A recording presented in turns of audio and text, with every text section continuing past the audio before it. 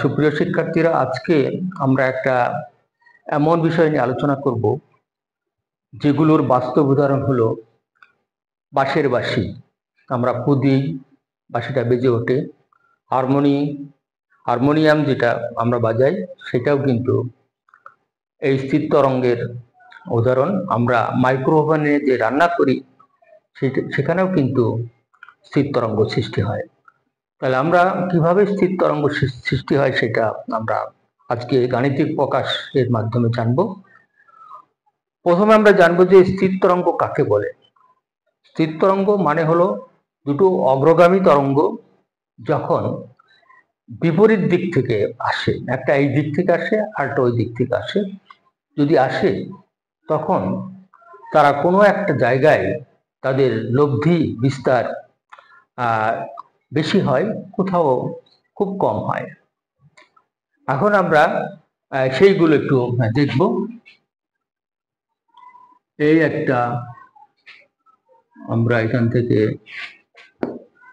করলাম, এইটা বিস্তার সমান বিস্তার হতে হবে। এই বিস্তার এটা পজিটিভ এটা নেগেটিভ, আবার সমান হতে হবে।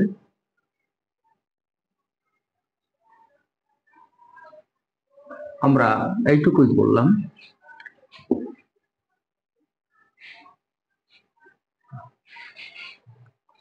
তো আমরা মনে করলাম যে এই তরঙ্গটা y1, আবার এখানে একটা আবদ্ধ জায়গা আছে, সেখান থেকে এই তরঙ্গ আরেকটা আসলে ঠিক এইভাবে এখানে মিলিত হচ্ছে, এইখানে মিলিত হচ্ছে। তাহলে এইখানে বিস্তার সর্বোচ্চ হচ্ছে, এইখানে বিস্তার সর্বোচ্চ, এখানে সর্বনিম্ন, এখানেও বিস্তার সর্বনিম্ন, এইভাবে। তাহলে স্থির তরঙ্গ মানে এখানে এটার একে অপরের উপরে উপরিপাতন ঘটাবে এবং উপরিপাতন ঘটায় সে যেখানে উৎপন্ন হবে সেখানে সে স্ট্যান্ড করে, দাঁড়ায়। এই জন্য এর অপর নাম স্ট্যান্ডিং ওয়েভ। তা আমরা ম্যাথমেটিক্সটা একটু দেখব যে y1 একটা নিলাম, এটা y1, আর এইটা যেটা আসছে এইটা আমরা y2। বিপরীত ভাবে যাচ্ছে, আবার আরেকটা এখান দিয়ে আসছে, বিপরীত ভাবে আসার পরে আমরা এইটার নাম দিচ্ছি y2। তো আমরা যে অগ্রগামী তরঙ্গ আছে সেই অগ্রগামী তরঙ্গ সমীকরণ আমরা জানি যে a sin twice pi by lambda vt minus x। আমরা এটার করলাম। আর y2 অন্য একটা হলো, মানে বিস্তার কিন্তু সমান হবে, দুটো বিস্তার কিন্তু সমান হবে। হ্যাঁ, এইটার বিস্তার যা এইটার বিস্তার আমাদের সমান করতে হবে, সেজন্য সমান বিস্তার আর তরঙ্গ দৈর্ঘ্য কিন্তু সমান হবে।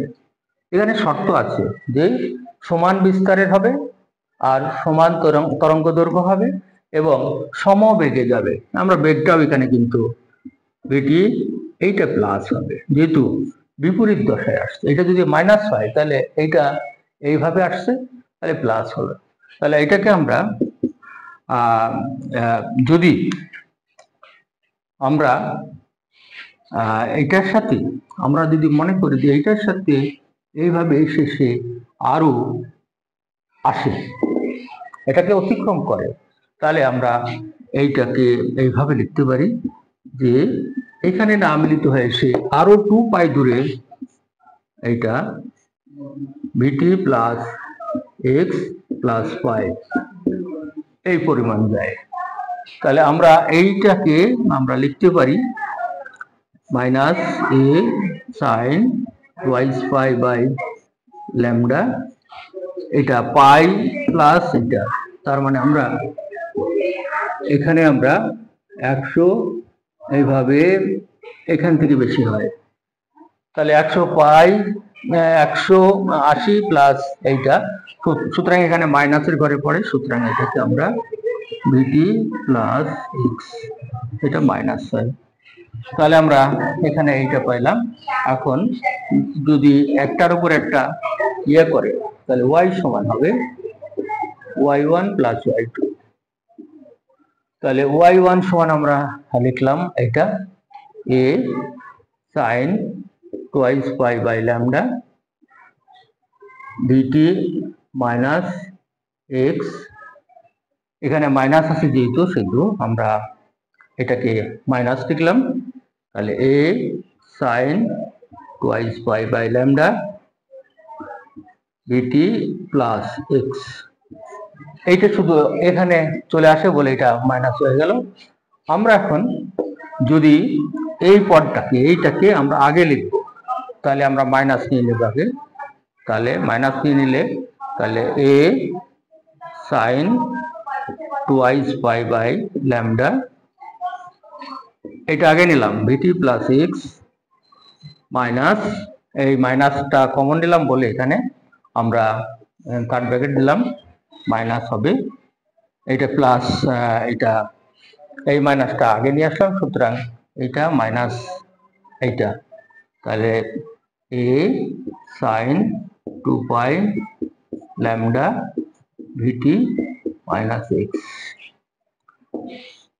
এর উপরিপতনের ফলে এইটা ঘটে গেছে। এখন আমরা যদি এটাকে বাইরে করে নিয়ে আসি, এটা কমন নিলাম, তাহলে আমাদের কি দাঁড়ায় সাইন এবং মাইনাসটা যদি আগে নিই তাহলে 2 pi by lambda vt plus x minus minus sine 2 pi by lambda vt minus x.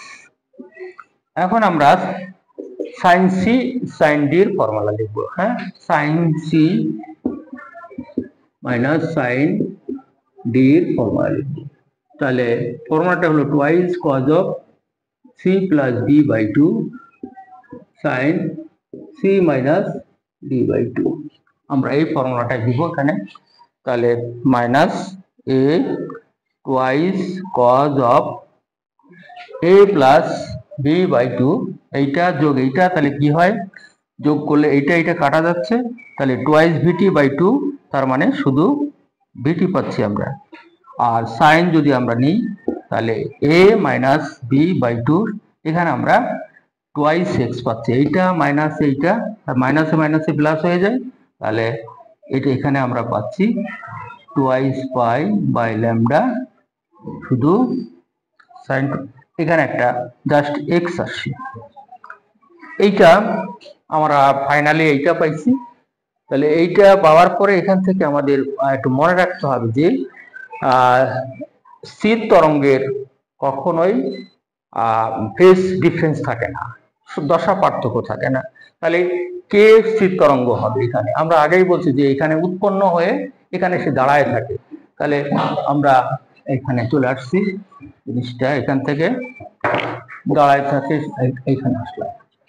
তাহলে আমাদের স্থির তরঙ্গ আমরা এখান থেকে একটা নেই যে ওয়াই সমান minus a sine 2 pi by lambda, আর এখানে ল্যামডা এক্স আর কজ অফ আর 2 পাই বাই ল্যামডা, এটা ভিটি। এই তাহলে আমরা এখান থেকে minus a sine 2 pi by lambda x, এটা আমরা কমন নিলাম, নিয়ে আমাদের টুয়াইস, আমরা টুয়াইসটা এখানে নেই নাই, তাহলে এখানে টুয়াইস এ নিলাম আর এখানে টুয়াইস এটা নিয়ে নিলাম, এইটা আর হলো ওখানে হলো কজ 2 পাই ল্যামডা ভিটি। আমরা এইটুকুকে এ ধরে নিলাম যেহেতু এটা বিস্তার বোঝায় এটা, তাহলে এইটা হলো এ কজ 2 পাই বাই ল্যামডা ভিটি। আমরা এইটুকু সমান, যেখানে এইটা হলো এ ধরে নিচ্ছি আমরা এগুলো একটু মুছি। এইটা হলো স্থির তরঙ্গের সমীকরণ, যেখানে এখানে দশা পার্থক্য নেই, আর এখানে আমরা ধরে নিয়েছিলাম এ সমান এর সমান minus twice a sine 2πx by lambda. এইটা আমরা এই ধরে আমরা এই সমীকরণটা করলাম।